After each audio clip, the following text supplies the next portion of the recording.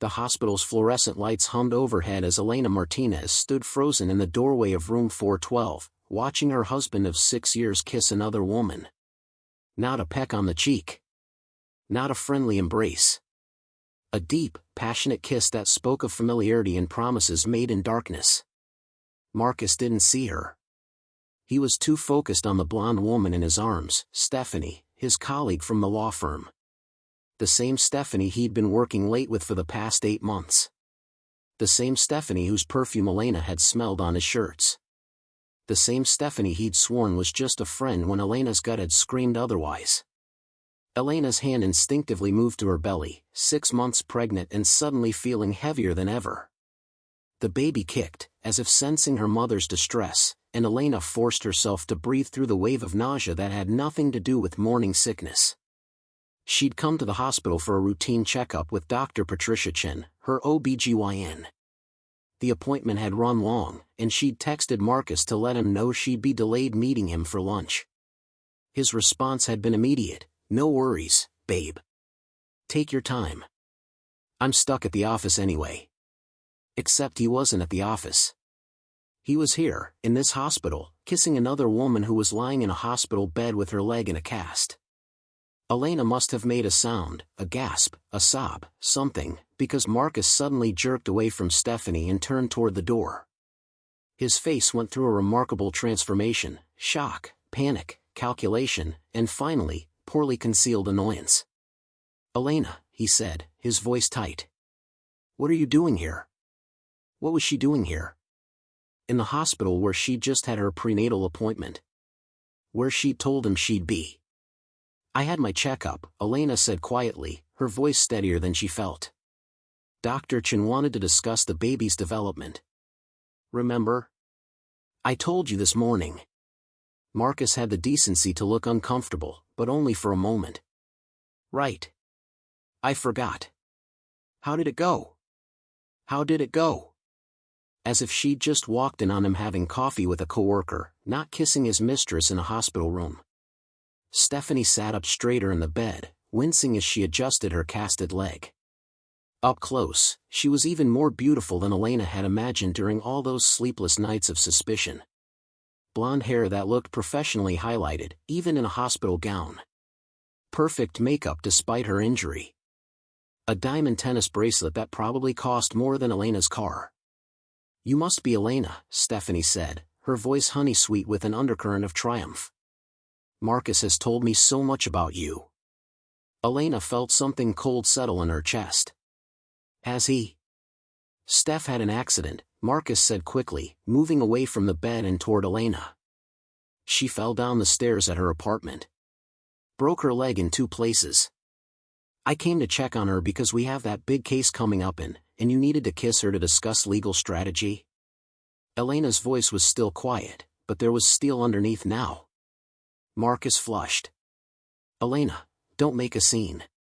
This isn't what it looks like." "Really?" "Because it looks like my husband kissing another woman while I'm 6 months pregnant with his child." Elena's hand moved to her belly again, protective and furious. "So please, Marcus, tell me what it actually is." Stephanie made a small sound that might have been a laugh or a cough. "Marcus, maybe we should tell her the truth. She deserves to know." The truth.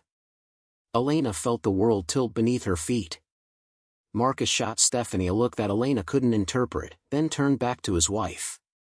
"Elena, let's talk about this at home. You're upset, and you shouldn't be stressed in your condition.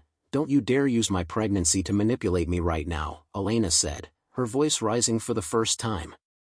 "Don't you dare pretend you care about my stress levels when you've been lying to me for months." "I haven't been lying, you're right here." Elena gestured at the hospital room, at Stephanie, at the entire situation. "You told me you were at the office, and you're here, with her, kissing her." Other patients and nurses were starting to glance toward the commotion.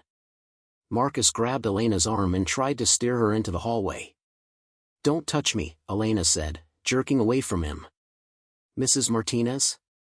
A nurse appeared in the doorway, her expression concerned. "Is everything all right?"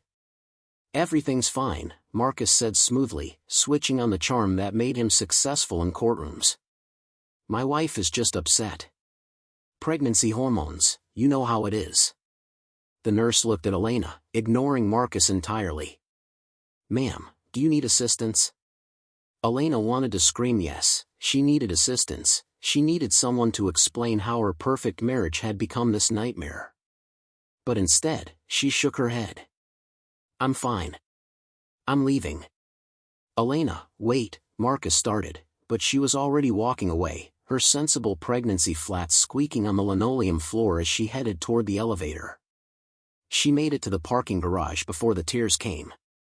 Sitting in her Honda Civic, practical, safe, chosen because it had excellent crash test ratings for when the baby arrived, Elena let herself cry for the first time since she'd caught Marcus in that room.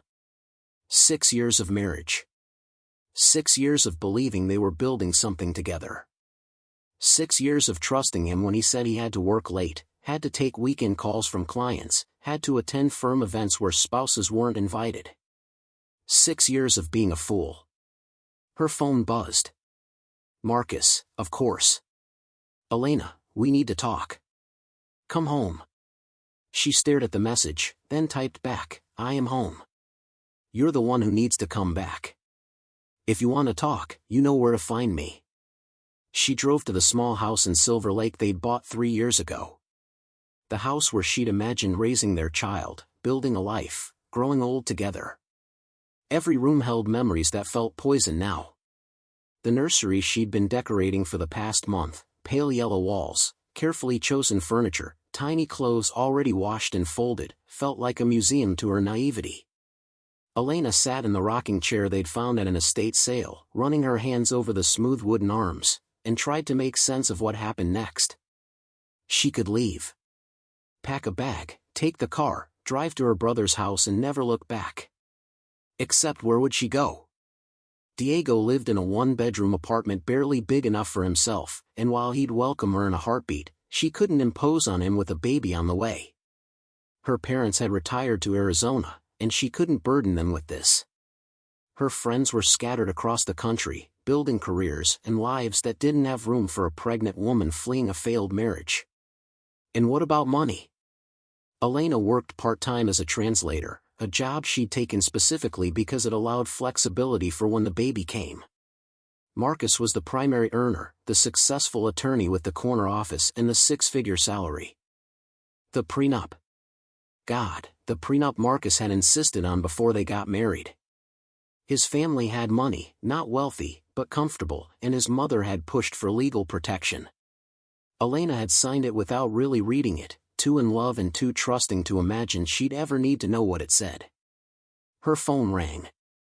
Marcus again. She didn't answer. Instead, Elena did something she probably should have done months ago when the first suspicions crept in. She opened Marcus's laptop, he'd left it at home that morning, and checked his email. He hadn't even bothered to log out. The emails between Marcus and Stephanie went back 10 months. 10 months of increasingly intimate messages. 10 months of planning secret meetups, of complaints about disappointing spouses, of discussions about a future together. One email from 3 weeks ago made Elena's blood run cold. Steph, I know we agreed to wait until after the baby comes, but I can't keep pretending anymore. Elena suspects something. Maybe it's time to just tell her the truth. We could be together by Christmas if we handle this right. I'll talk to a divorce attorney about the best approach given her pregnancy. Don't worry, the prenup protects my assets. She won't get much. Elena read it 3 times, each reading feeling like a knife twisting in her chest. He'd been planning this. Not just the affair, but the divorce. He'd been calculating exactly when to discard her, how to minimize the financial impact on himself, how to transition smoothly from his pregnant wife to his mistress. The baby kicked again, harder this time, and Elena placed both hands on her belly. It's okay, she whispered. We're going to be okay. But she didn't believe it. She didn't know how anything would ever be okay again. The front door opened. Marcus came in looking disheveled and defensive, his tie loosened and his expression a mix of guilt and irritation. Elena, We need to talk about this rationally. How long? Elena interrupted, still sitting in the rocking chair with the laptop open beside her. How long have you been sleeping with her? Marcus froze. I'm not. I read your emails, Marcus. All of them. So please don't insult me further by lying. The fight went out of him then, his shoulders sagging. He sat down on the floor, there was nowhere else to sit in the small nursery, and ran his hands through his hair. 10 months, he said quietly. It started at the firm holiday party last December. Last December. When Elena had been home with the flu, too sick to attend. When Marcus had come home at 2 a.m. smelling like whiskey and perfume, and Elena had believed him when he said the partners had gone to a bar after the party. Are you in love with her? The pause before he answered told Elena everything she needed to know. Yes, Marcus said finally. I'm sorry, Elena. I didn't plan for this to happen. It just did. Did you plan to divorce me while I'm pregnant with your child? Another pause. We were going to wait until after the baby was born. To make it easier on you. How generous. Elena heard the bitterness in her own voice and didn't try to hide it. Tell me, Marcus, when were you planning to inform me of this decision you'd made about my life? Elena, was it going to be right after delivery? While I'm recovering from childbirth? Or were you going to wait until I'd lost the baby weight so you could pretend you had a valid reason for leaving? That's not fair. Elena stood up, the laptop clutched in her hands. You want to talk about fair? You've been cheating on me for almost a year while I've been carrying your child. You've been planning to divorce me while I've been decorating this nursery. You've been kissing your mistress in a hospital while I was at my prenatal appointment making sure our baby is healthy. And you want to talk to me about fair? Marcus stood too, his face flushing with anger. You don't understand. Stephanie and I have a connection that you and I never had. She understands my career, my ambitions. I supported your career for 6 years. Elena's voice climbed toward a shout. I put my own career on hold so you could take that position at the firm. I moved across the country away from my family so you could be closer to your mother. I learned to cook the meals your clients like for the dinner parties you insisted we host. What exactly didn't I understand, Marcus? You became boring, he said, and the casual cruelty of it hit Elena like a slap. You stopped caring about your appearance. You stopped being fun. All you talk about is baby clothes and nursery colors, and I'm 6 months pregnant with your child. I know. Marcus shouted back. And that's the problem. You're so focused on being a mother that you forgot how to be a wife. The silence that followed was deafening. Elena stared at the man she'd married, seeing a stranger in his place. Get out, she said quietly. Elena, get out of this house. Right now. This is my house too, I don't care. Get out before I call the police and tell them you're threatening a pregnant woman. Marcus's jaw tightened, but he must have seen something in Elena's face that convinced him she was serious. He turned and walked out of the nursery, his footsteps heavy on the stairs. She heard the front door slam. Heard his car start in the driveway. Heard the sound of him leaving her alone in the house they'd bought together, in the life they'd planned together, in the future that had just crumbled to dust. Elena sank back into the rocking chair and let herself cry again. But this time, underneath the grief and betrayal, something else was building. Anger. Diego Martinez had always been protective of his little sister. Growing up in their tight-knit family in El Paso, he'd been the one who'd taught Elena to fight back against schoolyard bullies, who'd vetted her boyfriends with surgical precision, who'd walked her down the aisle at her wedding when their father's health had prevented him from doing so. Which is why Elena knew he was going to lose his mind when she told him what happened. She waited until the next morning, after a sleepless night in the guest room because she couldn't bear to sleep in the bed she'd shared with Marcus. Her eyes were puffy from crying, her body ached from stress, and the baby had been restless all night, kicking and rolling as if sensing her mother's distress. She called Diego at 6 a.m., knowing he'd be awake. He was always awake at 6 a.m., a habit from his residency years that had stuck. Lena? His voice was alert immediately, the way it always was when she called early. "What's wrong?" "Diego, her voice cracked, and fresh tears threatened. "What happened? Are you okay?" "Is the baby's fine." I'm not fine. I'm coming over." "Diego, you have surgery, I'll reschedule." "What's your address?" She gave it to him, and 45 minutes later, her brother was standing on her doorstep looking like he'd thrown on the first clothes he'd found. Diego was 34, 2 years older than Elena, with the same dark hair and warm brown eyes they'd inherited from their father. But where Elena was small and delicate, even pregnant, Diego was tall and broad-shouldered, built like the linebacker he'd been in high school before deciding medicine was his calling. He took one look at Elena's face and pulled her into a hug that made her start crying all over again. "What did he do?" Diego asked, his voice dangerously quiet. "What did that pendejo do?" Elena told him everything while they sat at her kitchen table over coffee she couldn't drink and tea she didn't want. She showed him the emails, explained about catching Marcus kissing Stephanie in the hospital room, revealed the plans for divorce that Marcus had been making behind her back. By the time she finished, Diego's jaw was so tight she could see the muscle jumping beneath his skin. "I'm going to kill him," Diego said flatly. "You're not going to kill him." "I'm absolutely going to kill him. I'm a surgeon. I know exactly where to cut to make it hurt." "Diego, or maybe I won't kill him. Maybe I'll just make sure he needs very painful reconstructive surgery." Diego's hands were clenched into fists on the table. "How dare he? How dare he do this to you while you're pregnant with his kid?" Elena felt a weak smile tug at her lips despite everything. "You can't assault my husband just because he's a cheating bastard."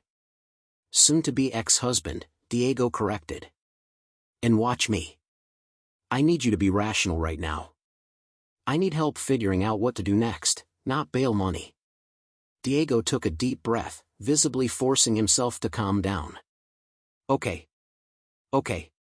Have you talked to a lawyer?" "Not yet.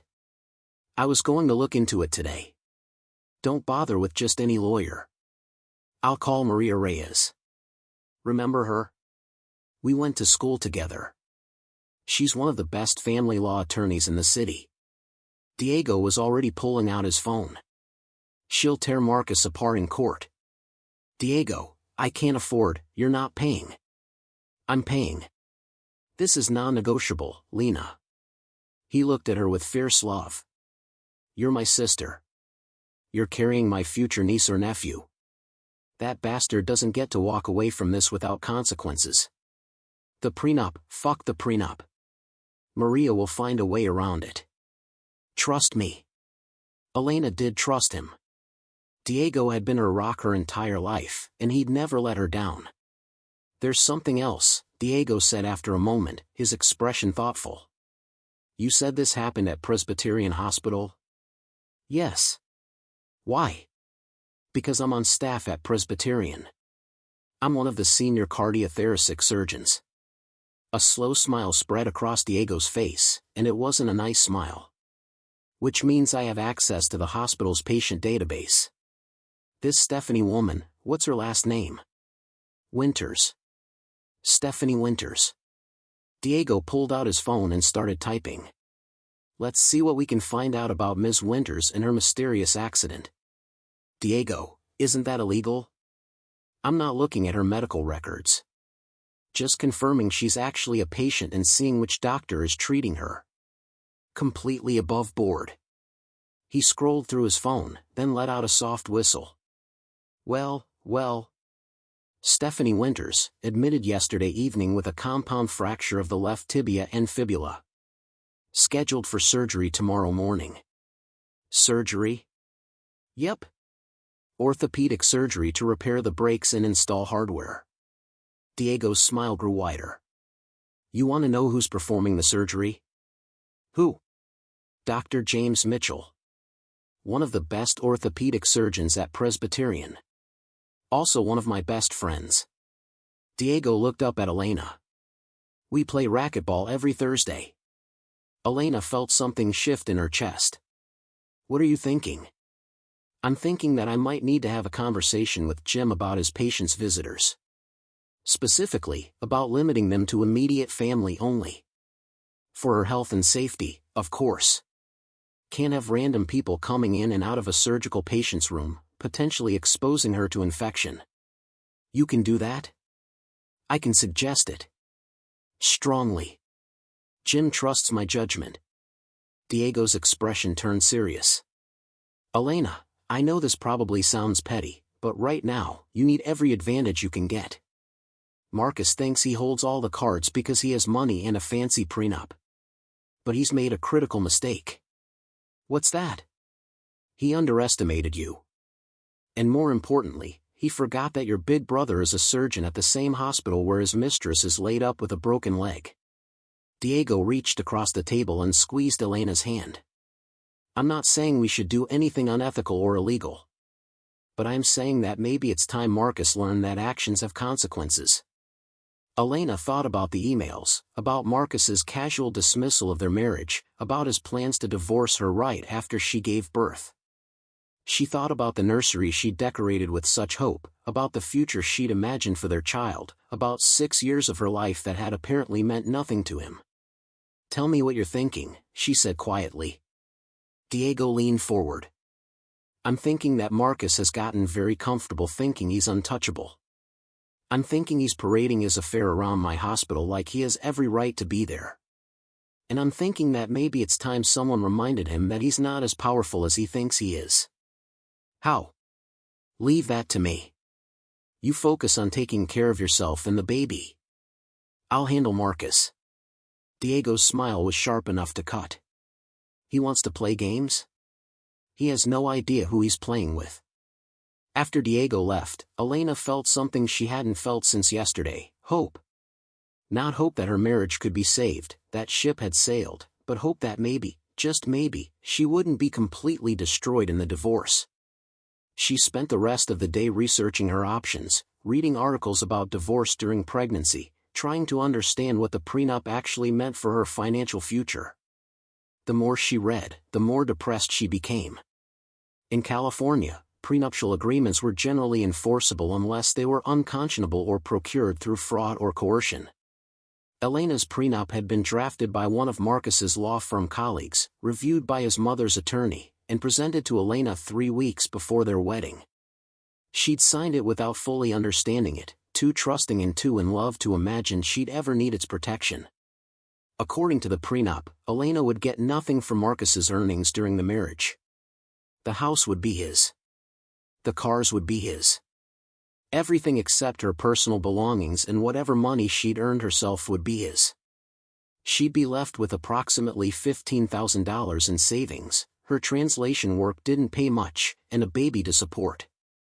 The thought made her want to vomit. Her phone rang. Unknown number. Hello? Mrs. Martinez? This is Maria Reyes. Your brother Diego asked me to call you. Elena sat up straighter, relief flooding through her. Yes. Thank you for calling. Diego filled me in on the basics of your situation. I have to say, your husband sounds like a real piece of work. Maria's voice was warm but professional. I'd like to meet with you tomorrow to go over your options. Can you come to my office at 10? Yes, absolutely. Good. Bring the prenup and any financial documents you have access to. Bank statements, tax returns, anything that shows your marital assets. Maria paused. And Mrs. Martinez? Don't let Marcus intimidate you with that prenup. There are ways to challenge it if we can prove certain things. Like what? Like whether you had independent legal counsel when you signed it. Whether you fully understood what you were signing. Whether the agreement is unconscionable given your current circumstances. Maria's tone became fiercer. Your husband got you pregnant and then planned to divorce you immediately after birth. A judge isn't going to look kindly on that kind of behavior, prenup or no prenup. After hanging up with Maria, Elena felt the first real spark of fight ignite in her chest. Marcus thought he could discard her like yesterday's trash. He thought his prenup made him untouchable. He was about to learn that Elena Martinez wasn't going down without a fight. She spent that evening gathering documents. Tax returns from the past 6 years. Bank statements. The prenup itself, which she found in Marcus's filing cabinet. Emails and texts that proved the affair had been going on for months. And then, because she was thorough and because she'd learned from 6 years of marriage to an attorney that documentation was everything, she logged into Marcus's laptop again and downloaded every single email between him and Stephanie.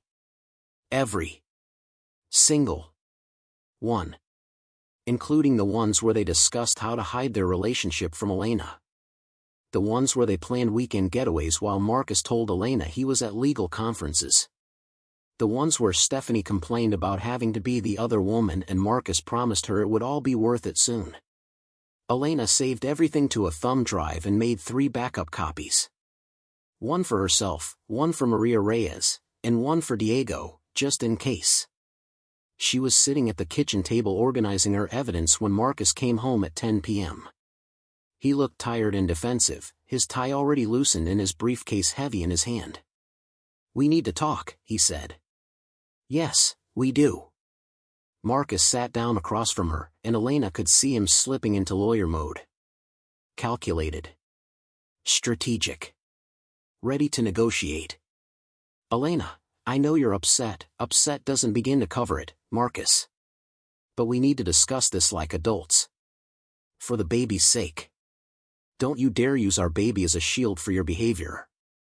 Marcus sighed like she was being unreasonable. "Fine. Let's talk about practicalities. You can stay in the house until the baby is born. After that, we'll need to sell it and divide the proceeds according to the prenup. Which means you get everything and I get nothing." "That's not true. You'll get your fair share based on what you brought into the marriage and what you earned during. I brought love and loyalty into this marriage." Elena's voice rose.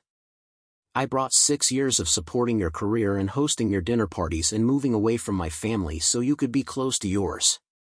What's that worth in your prenup, Marcus? What line item covers being a devoted wife?" "Elena, you're being emotional." "Of course I'm being emotional. You cheated on me. You plan to divorce me while I'm pregnant.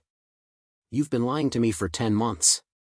Elena stood up, her hands shaking. "I have every right to be emotional." Marcus stood too, his expression hardening. "This is exactly why Stephanie and I work so well together. She doesn't fall apart every time something difficult happens. She can have a rational conversation about our future. Get out." "What?" "Get out of this house. Now." Elena's voice was steady despite the fury coursing through her veins. "Go stay with Stephanie. Or your mother. Or a hotel. I don't care. But you're not sleeping under this roof tonight. Elena, be reasonable." "I am being reasonable.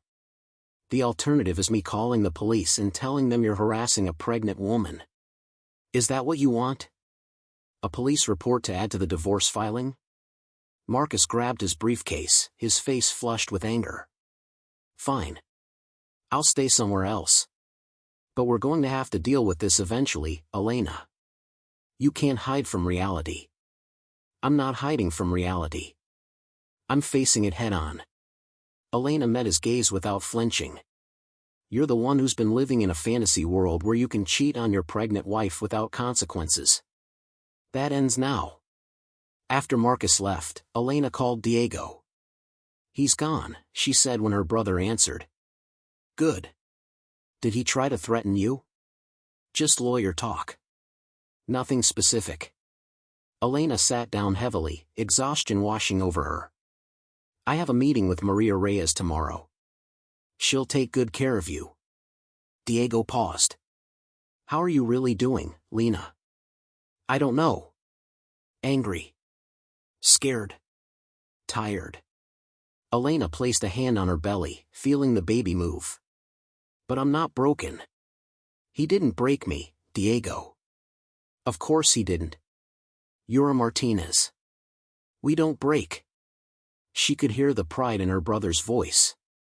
"Get some sleep. Tomorrow we start fighting back." Elena hung up and went upstairs to the guest room.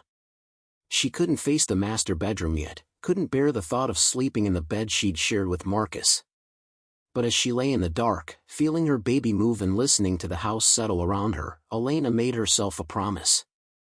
Marcus thought he could walk away from this marriage with everything while leaving her with nothing. He thought his prenup and his money and his fancy law degree made him untouchable. He was about to learn that he'd made one critical mistake. He'd underestimated her. And worse, he'd underestimated her family. The Martinez family didn't forgive betrayal. And they never, ever forgot.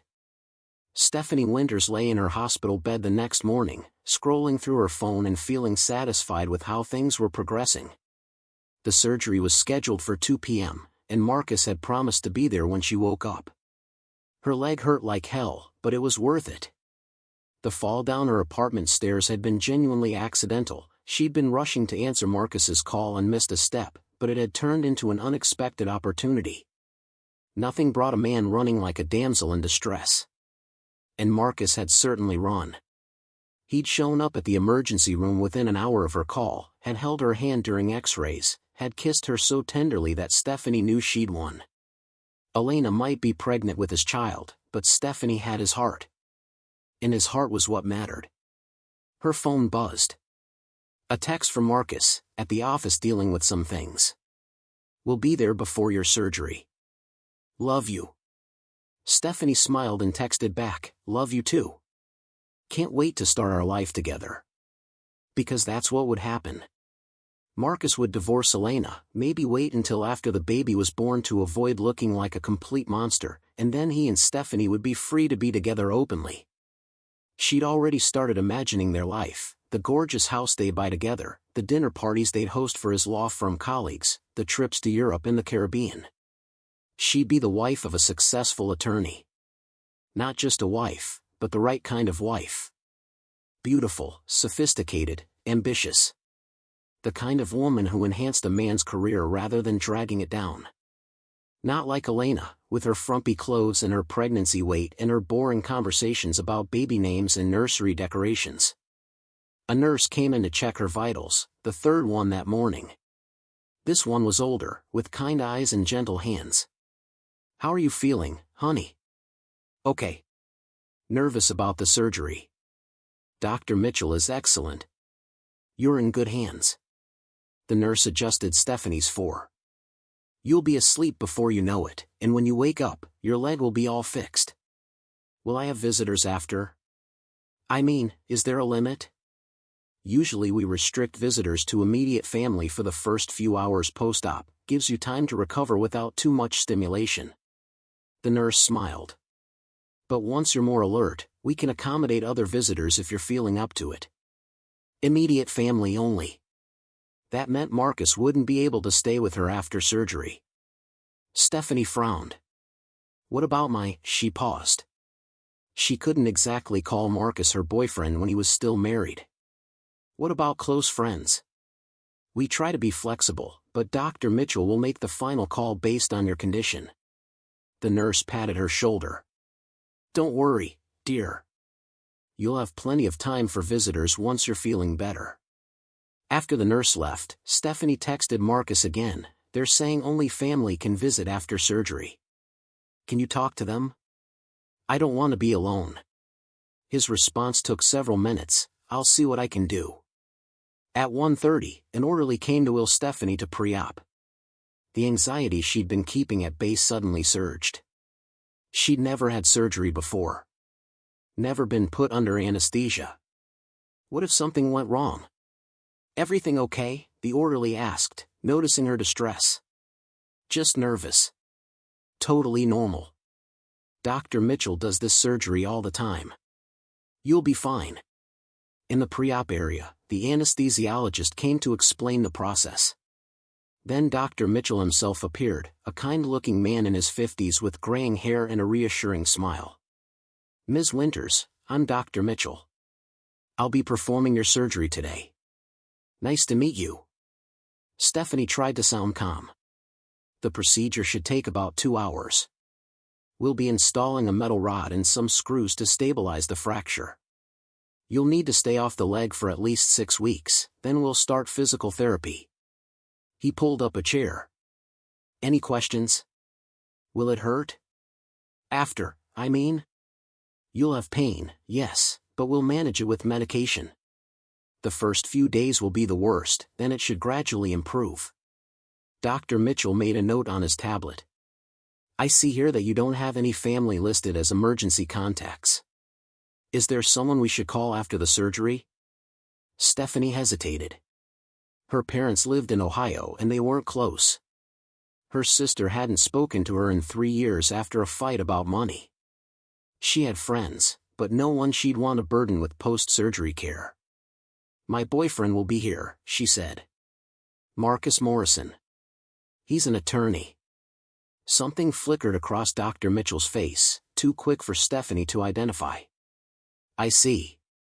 Well, as I'm sure the nurses explained, we generally limit visitors to immediate family in the immediate post-operative period.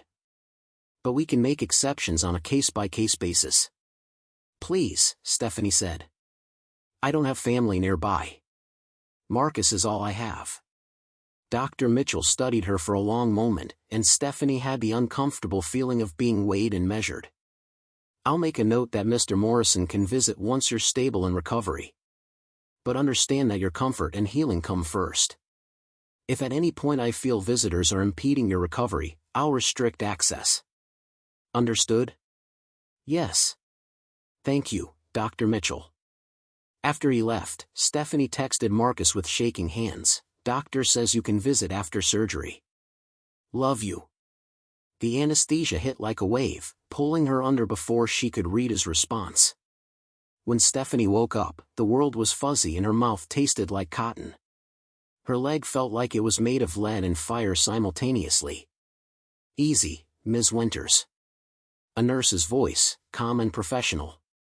The surgery went well. You're in recovery now. Stephanie tried to speak, but her throat was too dry. Here. The nurse held a cup of ice chips to her lips. Small sips. You'll feel better soon. As consciousness slowly returned, Stephanie became aware of her surroundings. Recovery room. Beeping machines. Antiseptic smell. Her leg elevated and wrapped in bandages. Marcus, she managed to croak. Mr. Morrison isn't here yet, the nurse said. But visiting hours don't start for another hour anyway. You need to rest and let the anesthesia wear off. Stephanie drifted in and out of consciousness, vaguely aware of nurses checking on her, of being wheeled to a different room, of voices discussing pain management and post-op protocols. When she finally woke up fully, it was evening. The lights in her room were dimmed, and through the window she could see the city lights of Los Angeles twinkling in the darkness. Her phone was on the bedside table. She reached for it with clumsy fingers and saw 3 missed calls from Marcus and several texts. Stuck at the office. Emergency meeting with a client. So sorry. We'll try to get there soon. Still at the office. This is taking longer than expected. Elena's brother called me. Apparently there's some kind of problem. We'll explain later. The last text was from an hour ago. Can't make it tonight. We'll visit first thing tomorrow. Love you. Stephanie stared at the messages, feeling tears prick her eyes. He'd promised to be here when she woke up. He'd promised. A soft knock on the door made her look up. A man in scrubs stood in the doorway, not Dr. Mitchell, but someone younger. Tall, broad-shouldered, with dark hair and warm brown eyes that looked familiar somehow. Ms. Winters? I'm Dr. Martinez. I wanted to check on you before I head home. Dr. Martinez? Stephanie tried to place the name. Are you part of my surgical team? No, I'm in cardiothoracic surgery.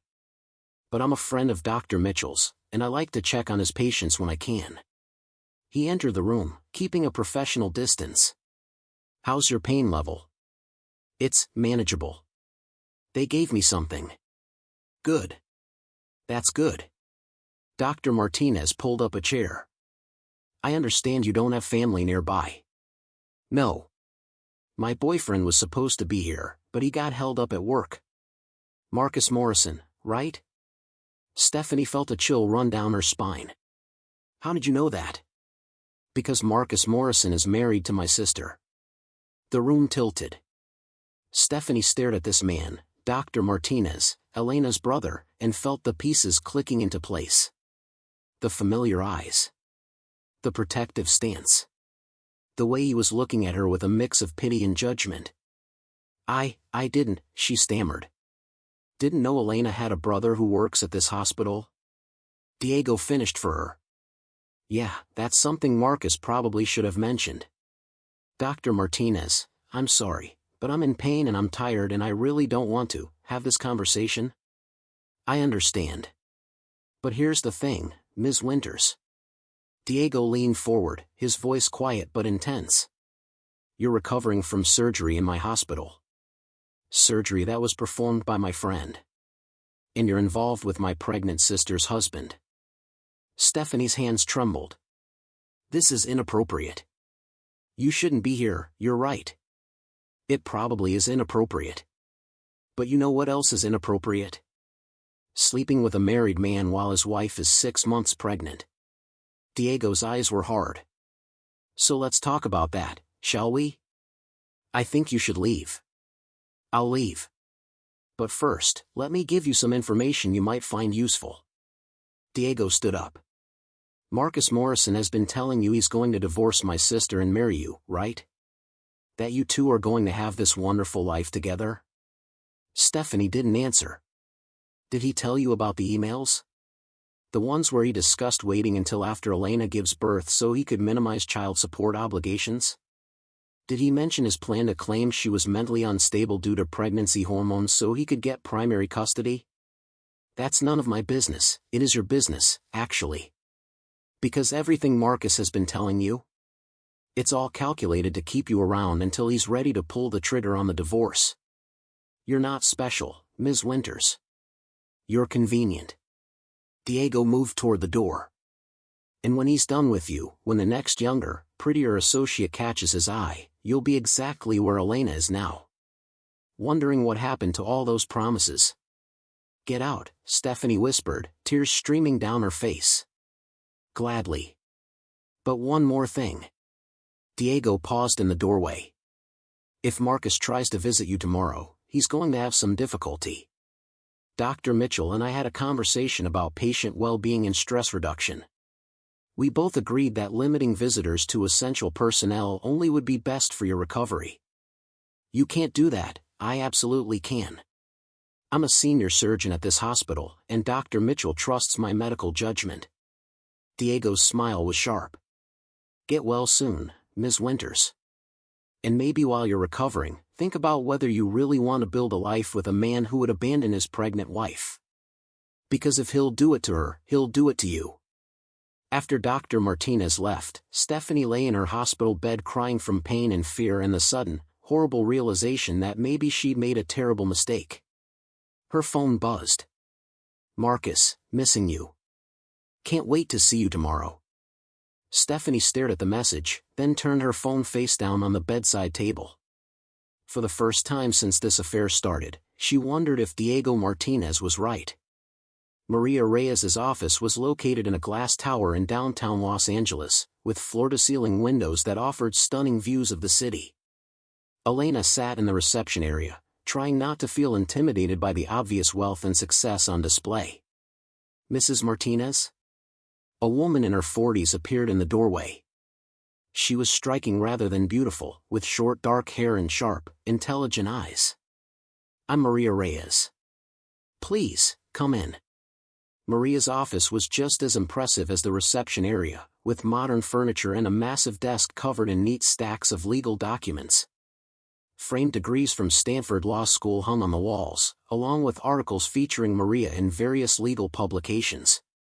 Thank you for seeing me on such short notice, Elena said, settling carefully into the chair across from Maria's desk.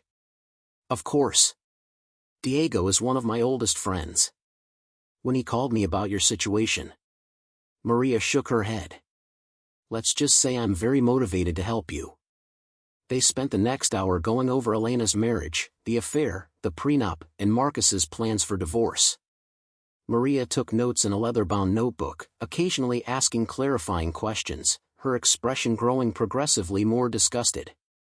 "Okay," Maria said finally, setting down her pen. "Let me give you the bad news first." Elena braced herself. "The prenup is enforceable. Your husband's firm did a good job drafting it. It's clear, it's specific, and you signed it willingly with enough time before the wedding that he can't claim you were coerced by timing." Elena felt her stomach sink.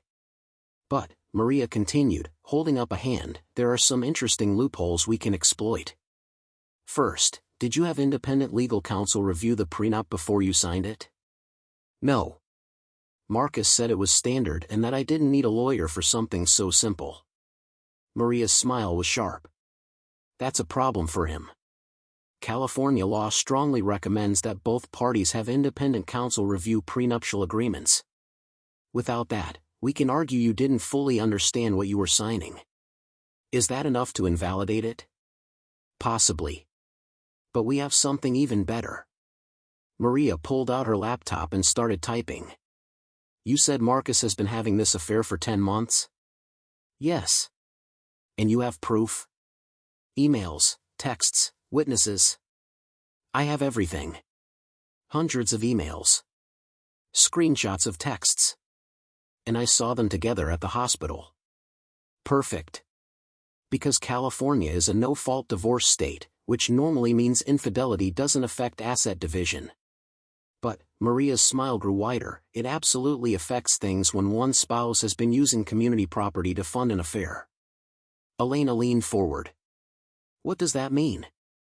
"It means every dinner Marcus bought for Stephanie, every hotel room he paid for, every gift he gave her, all of that was purchased with community property.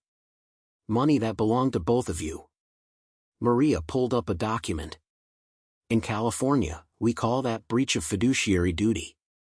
A spouse has a legal obligation to manage community assets for the benefit of both parties.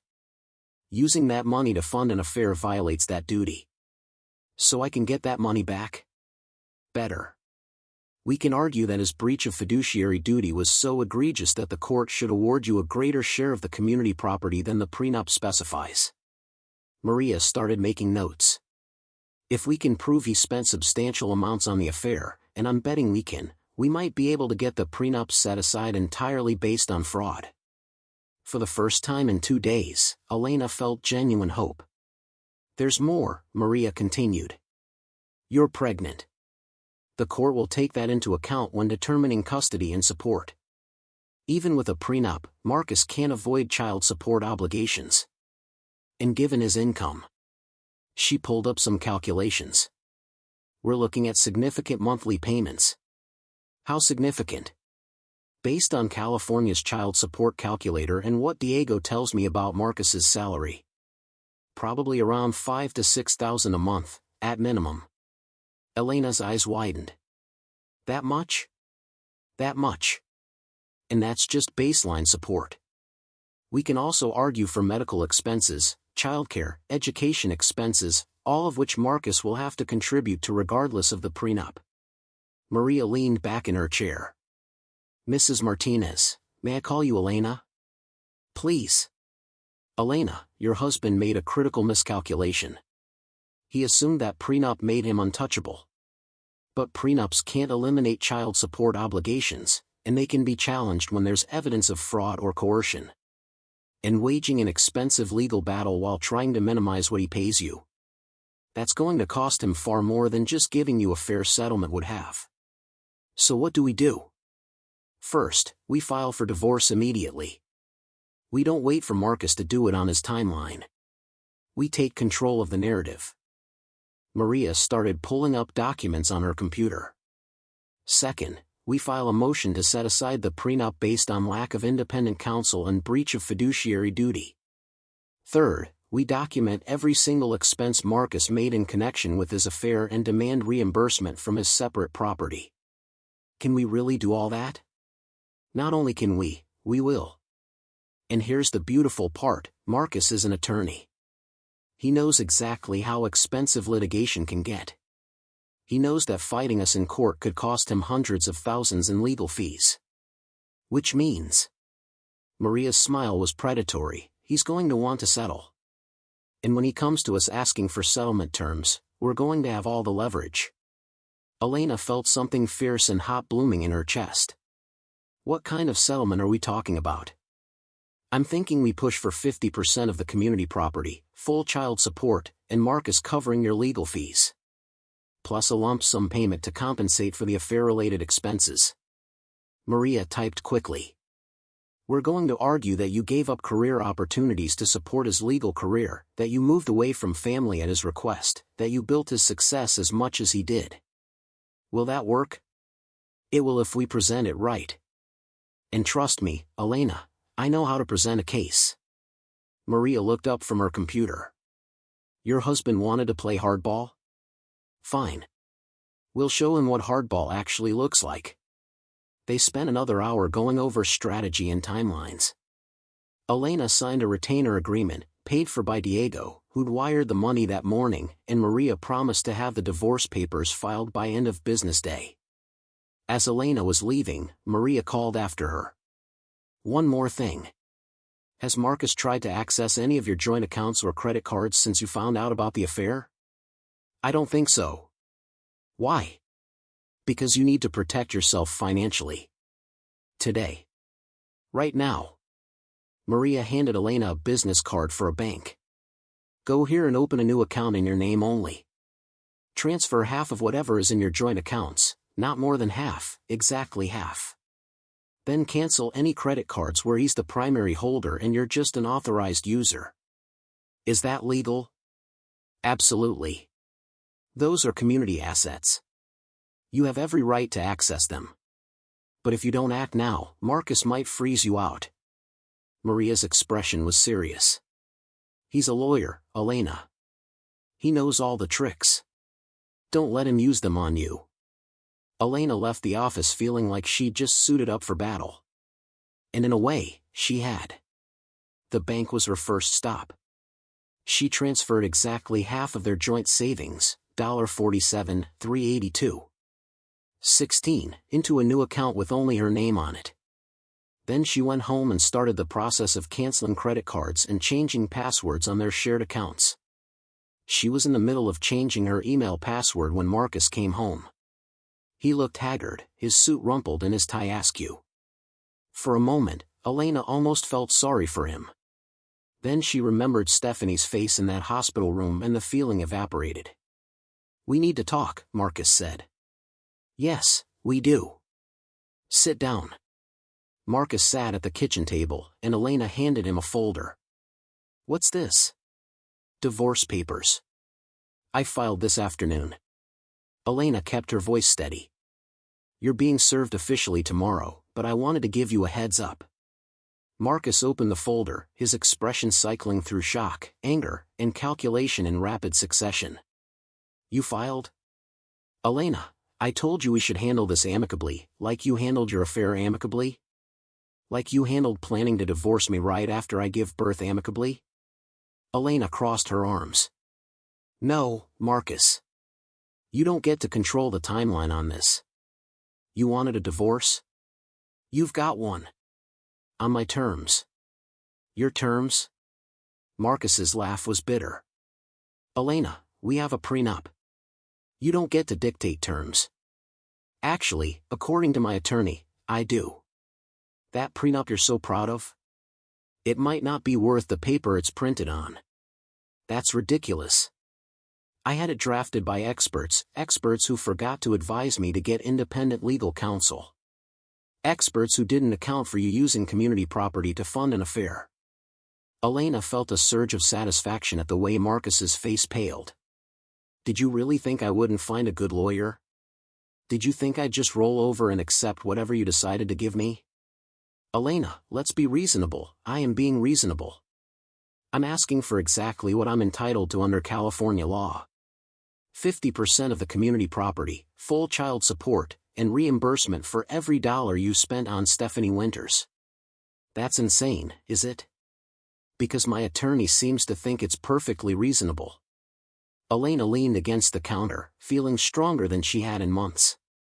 You wanted to play lawyer games, Marcus. Well, Congratulations. You're playing now.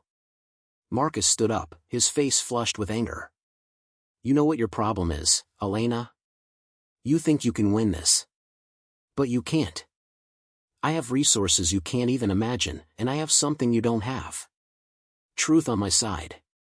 Elena met his gaze without flinching. You cheated on your pregnant wife. You planned to divorce me immediately after I gave birth. You used our money to wine and dine your mistress. How do you think a judge is going to view that? California is a no-fault state, but California also has laws about breach of fiduciary duty. About using community assets for personal affairs. About deceiving your spouse. Elena smiled, and she knew it wasn't a nice smile. You're the lawyer, Marcus. You tell me how this plays out in court. The silence that followed was thick with tension. What do you want? Marcus finally asked, his voice tight. I want what's fair. 50% of everything we built together. Full child support. And I want you to acknowledge that you destroyed this marriage, not me. Elena, those are my terms. You can accept them, or we can fight this out in court and let a judge decide. Elena straightened. But fair warning, my attorney is very good at her job.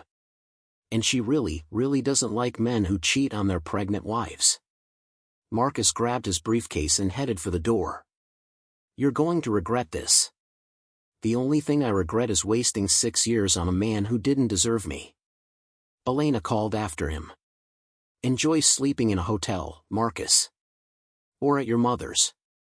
Or wherever you're staying. Because you're not welcome in this house anymore. After he left, Elena sank into a chair and let herself shake with the adrenaline that had been keeping her upright. She'd done it. She'd stood up to Marcus and his threats and his lawyer tactics. Her phone rang. Diego. How did it go with Maria? Good. Really good. Elena filled him in on the meeting, the strategy, Marcus's reaction to being served. She thinks we have a strong case for getting the prenup set aside. That's my girl. I knew you had it in you. Diego's pride was evident in his voice. How are you feeling? Terrified. Empowered. Exhausted. Elena laughed weakly. Is that normal? Completely normal. You just declared war on a man who thought he had all the power. Of course you're feeling everything at once. Diego, what you said about Marcus not being able to visit Stephanie at the hospital. What about it? Did you really restrict his visiting rights? Let's just say that Dr. Mitchell and I had a very productive conversation about patient welfare and stress reduction. Diego's tone was innocent. Stephanie's recovery is our top priority. Can't have unnecessary visitors potentially impeding her healing. Elena felt a small, dark satisfaction at that. You're terrible. I'm protective. There's a difference. Diego paused. Speaking of which, I have some news. Stephanie's surgery went well, but she's going to be in the hospital for at least another 3 days. And during those 3 days, Marcus is going to discover that visiting hours are very limited for non-family members. Won't he complain? Oh, he'll definitely complain. But hospital policy is hospital policy. And as a senior surgeon on staff, my recommendations carry a lot of weight when it comes to patient care protocols. Elena knew she should probably feel bad about taking satisfaction in Stephanie's isolation. But after everything that woman had done, after the affair, the texts, the kiss in the hospital room, Elena found it hard to muster much sympathy. Thank you, she said softly. For everything. I don't know what I'd do without you. You're my sister. You never have to thank me for having your back. Diego's voice was fierce. Now get some rest. You need to take care of yourself and that baby. The fighting can wait until tomorrow. Elena hung up and placed a hand on her belly, feeling the baby move beneath her palm. We're going to be okay, she whispered. I promise. We're going to be better than okay. And for the first time since catching Marcus kissing Stephanie, Elena actually believed it. The next morning, Marcus Morrison arrived at Presbyterian Hospital determined to see Stephanie despite the complications. He'd spent a sleepless night in a hotel room, alternately furious about Elena's divorce filing and worried about how Stephanie was recovering from surgery. The text messages from Stephanie had been troubling. She'd seemed distant, almost cold, in her responses to his attempts to comfort her. When he'd tried to call, she hadn't answered. He needed to see her in person. To explain. To make sure she understood that Elena's divorce filing was actually a good thing, it meant they could be together sooner than planned. At the hospital's main desk, Marcus approached with his most charming smile. "Hi, I'm here to visit Stephanie Winters. Room 412? The receptionist checked her computer. "Are you immediate family?" "I'm her boyfriend." "I'm sorry, sir, but Ms. Winters is only allowed immediate family visitors during recovery hours. You can come back during general visiting hours this evening, 7 to 9 p.m. Marcus felt his patience slipping. "I was here yesterday." There wasn't any restriction then. The restriction was put in place by her attending physician this morning.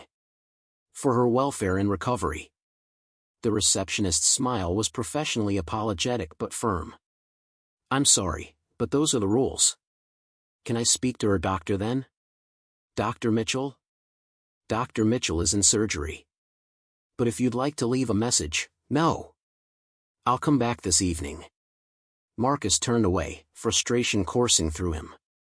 In the parking garage, he called Stephanie's cell phone.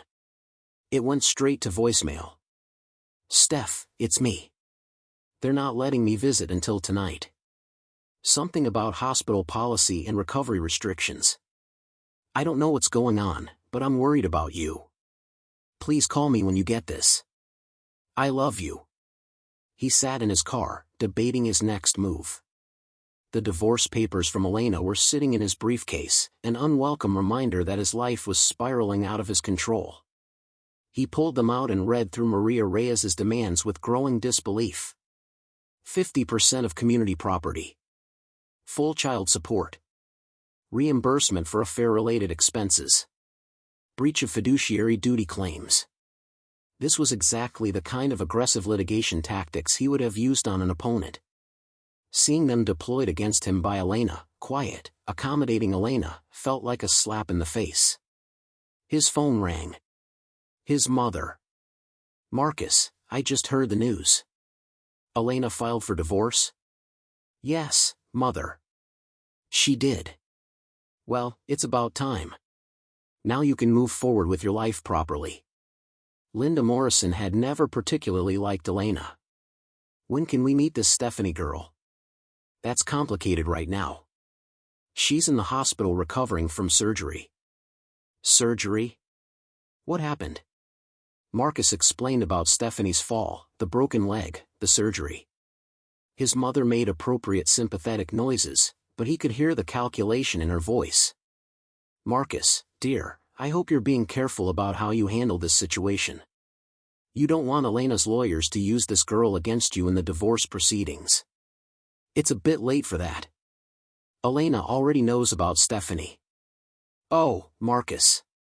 His mother's sigh was heavy with disappointment. "You should have waited until after the baby was born. Now she has leverage. She has a good lawyer who's trying to void the prenup. They can't do that. We had that prenup drafted by the best family law attorney in the state. Apparently there are loopholes." Marcus scrubbed a hand over his face. "Something about me not advising Elena to get independent counsel. And they're claiming I used community property to fund the affair." "Did you?"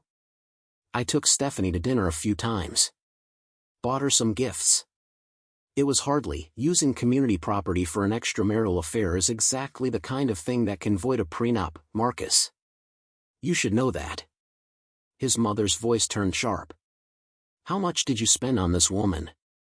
Marcus thought about the weekend trips, the jewelry, the expensive dinners. "I don't know. Maybe 20, 30,000? $30,000. His mother's voice went ice cold. Marcus Andrew Morrison, please tell me you did not spend $30,000 of community property on your mistress while your wife was pregnant. It wasn't all at once, that doesn't matter. You gave Elena's lawyer exactly the ammunition she needs to argue breach of fiduciary duty. Which means the prenup could be worthless. Marcus felt sick. What do I do? You settle. Immediately. Before this goes to court and a judge decides you're a faithless husband who deserves to be cleaned out. His mother's sigh was heavy. Marcus, I love you, but you've been incredibly stupid about this. I'll call my attorney and have him reach out to Maria Reyes. Maybe we can negotiate something reasonable before this becomes a public disaster. After hanging up, Marcus sat in his car and contemplated how thoroughly his life had imploded. 2 days ago, he'd been planning a future with Stephanie, confident that the divorce from Elena would be quick and painless. Now he was facing an expensive legal battle, restricted from visiting his girlfriend in the hospital, and getting lectures from his mother about fiscal responsibility. When he returned to the hospital that evening at 7 p.m. sharp, he was directed to Stephanie's room by a different nurse who checked his ID and made him sign a visitor's log. 15-minute maximum, the nurse said. Ms. Winters needs her rest. 15 minutes? That's ridiculous, hospital policy, sir. Especially for post-surgical patients. Marcus bit back his frustration and headed to room 412. He knocked softly before entering. Stephanie was awake, sitting up in bed with her casted leg elevated. She looked pale and tired, with dark circles under her eyes that no amount of makeup could hide. Hey, he said softly, approaching the bed. How are you feeling? Like I got hit by a truck. Stephanie's voice was flat, lacking the warmth he was used to. Marcus leaned in to kiss her, but she turned her head so his lips landed on her cheek instead. Steph? What's wrong? What's wrong? Stephanie's laugh was bitter. Let's see. I'm stuck in a hospital bed with a broken leg. I can't visit during reasonable hours because your wife's brother is apparently a surgeon here and has convinced my doctor to restrict visitors. And I had a very enlightening conversation with said brother yesterday about your plans for our future together. Marcus felt his blood run cold. What did he say to you? He told me about the emails. About how you were planning to wait until after Elena gave birth to divorce her.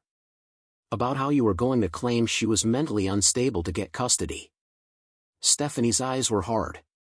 He told me that you've been using me, Marcus. That I'm not special, just convenient. That's not true, isn't it? Stephanie gestured to her phone on the bedside table. I've been lying here all day thinking about our relationship. Really thinking about it. And you know what I realized? Dr. Martinez was right. You never actually said you loved me until Elena caught us. You never made concrete plans for our future together. You just kept saying soon and after the divorce and when the time is right. Steph, please, how much did you spend on me, Marcus? During our 10-month affair? The question caught him off guard. I don't know. What does that matter? It matters because apparently you spent community property, money that belonged to both you and Elena, on hotels and gifts and dinners for me. Which means Elena's lawyer can use that to void your prenup. Stephanie's voice was steady despite the emotion in her eyes. I googled California divorce law today. Had a lot of time to read between pain medication doses. Marcus sank into the chair beside her bed.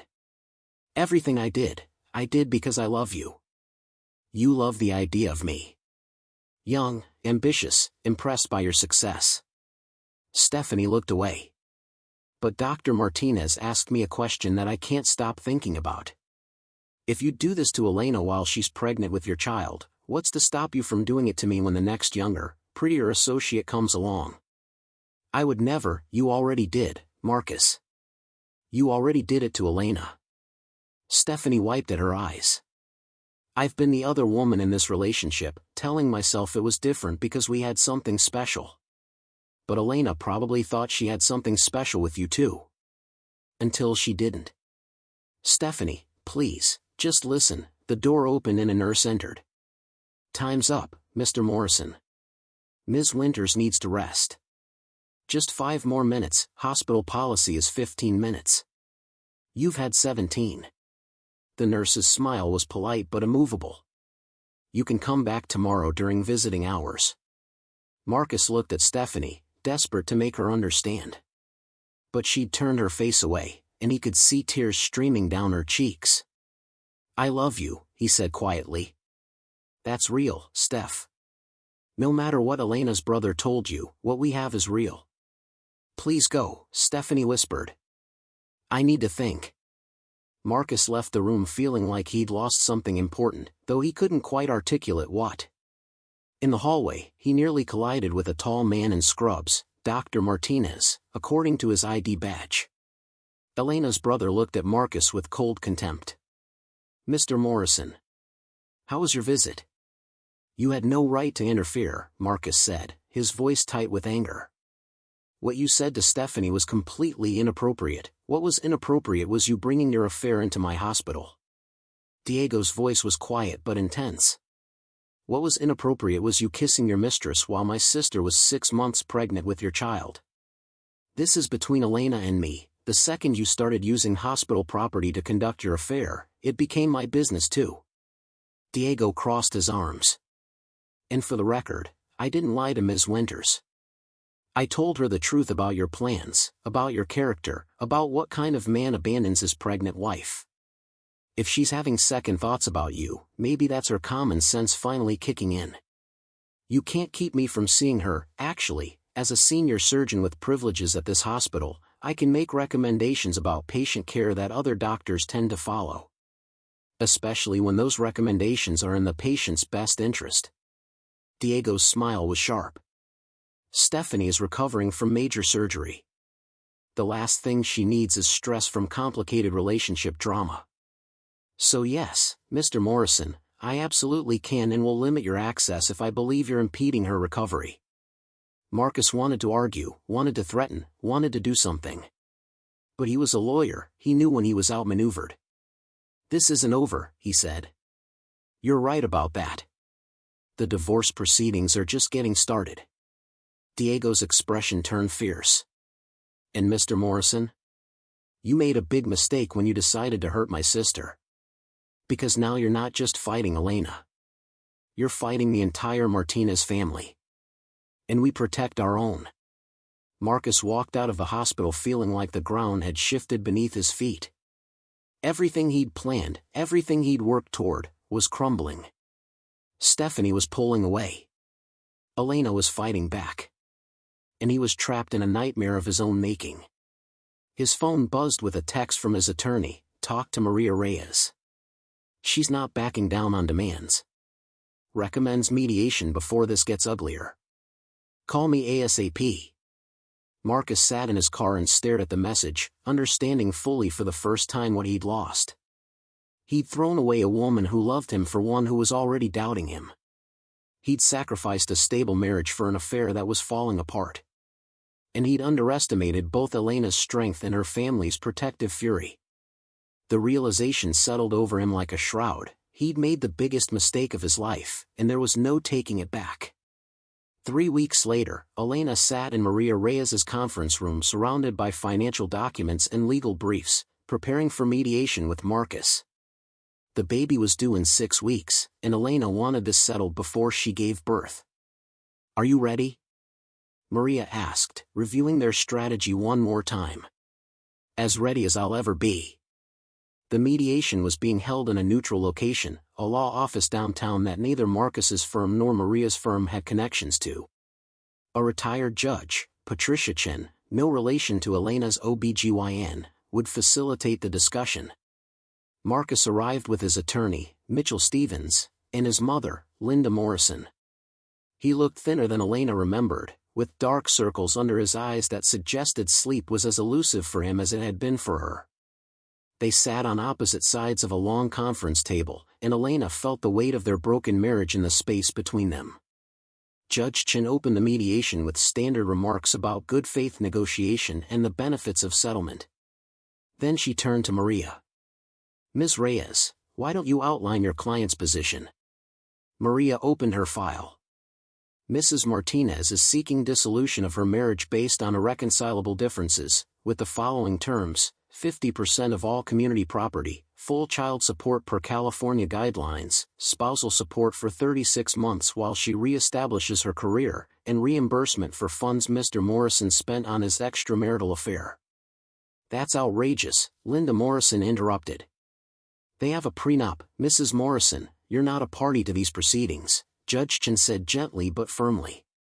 Please let the attorneys speak. Mitchell Stevens cleared his throat. Your Honor, we acknowledge that Mr. Morrison engaged in an extramarital relationship, but California is a no-fault divorce state. His personal conduct shouldn't affect the property division outlined in a valid prenuptial agreement. The prenup's validity is exactly what's in question, Maria replied smoothly. Mrs. Martinez was not advised to seek independent legal counsel before signing. She was pressured to sign 3 weeks before the wedding, when vendors were paid and invitations were sent. And most importantly, Mr. Morrison committed breach of fiduciary duty by using community assets to fund his affair. She slid a document across the table.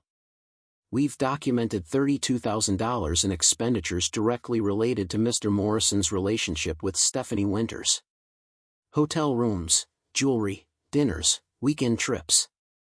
All paid for with community funds that should have been used for the benefit of both spouses.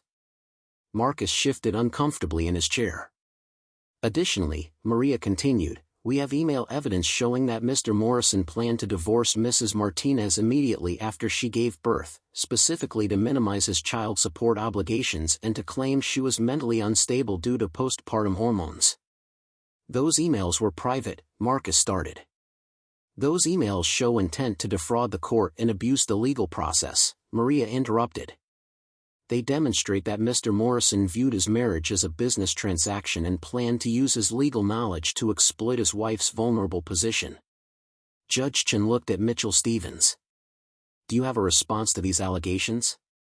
Mitchell glanced at Marcus, then sighed. Your Honor, we'd like to request a brief recess to consult with our client. During the break, Elena stepped outside for fresh air.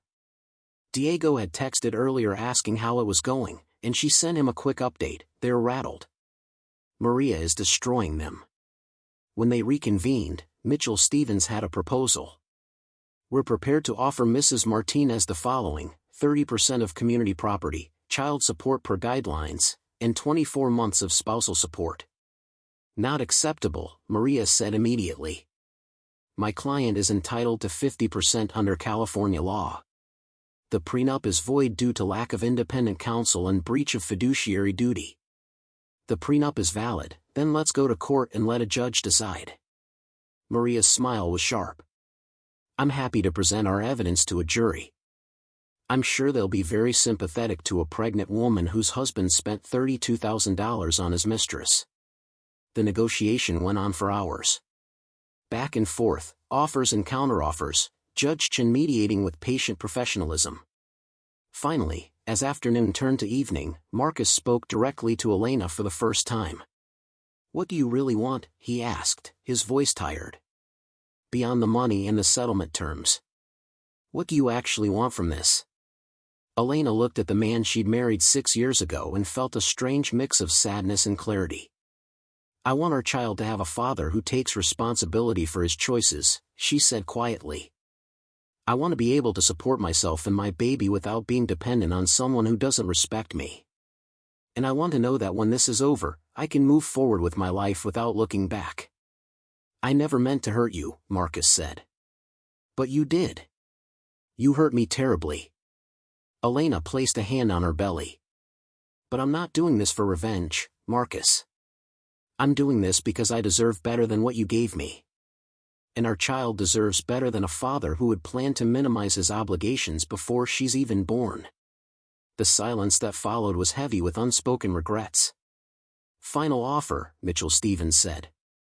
45% of community property, full child support including medical and education expenses, 36 months of spousal support, and Mr. Morrison covers all legal fees. Maria looked at Elena, who nodded. Accepted, Maria said. With one additional condition. What's that? Mr. Morrison agrees to attend co-parenting counseling and maintains regular, consistent visitation with the child. Our client wants her daughter to have a relationship with her father, but it needs to be a healthy one. Marcus looked at Elena with something that might have been gratitude. I can agree to that. The settlement was finalized over the next hour, with Judge Chen drafting the terms and both parties signing. When it was done, Elena felt exhausted and relieved in equal measure. As they were packing up to leave, Linda Morrison pulled Elena aside. You know this isn't over, she said quietly. Marcus will remarry. He'll move on. You'll always be the ex-wife. Elena looked at Marcus's mother with steady eyes. And he'll always be the man who cheated on his pregnant wife. Who's really losing here, Mrs. Morrison? Linda had no answer to that.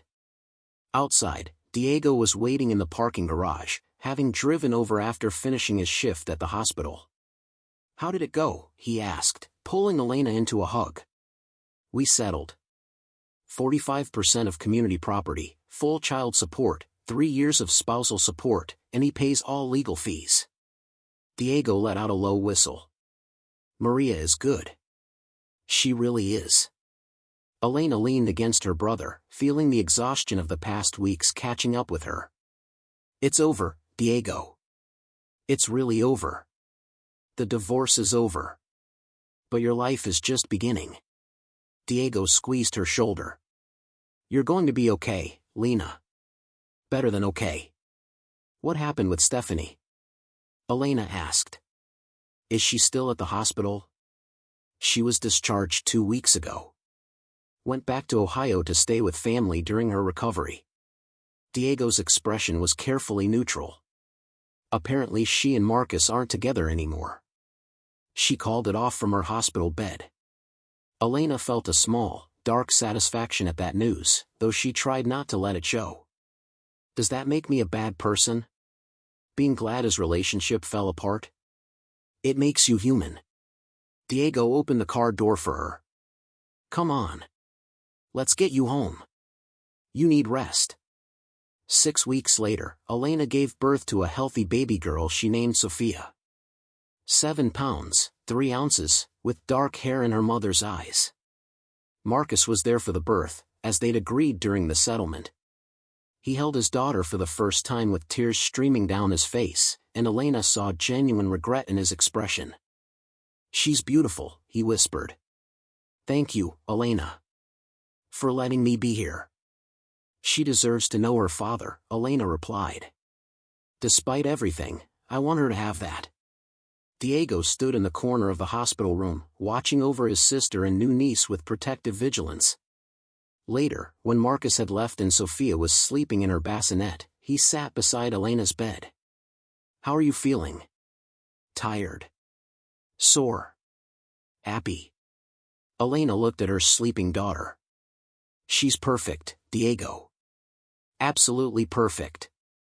She has the Martinez fighting spirit. I can tell already. Diego smiled. Did you see Marcus's face when he held her? Man looked like his heart was breaking.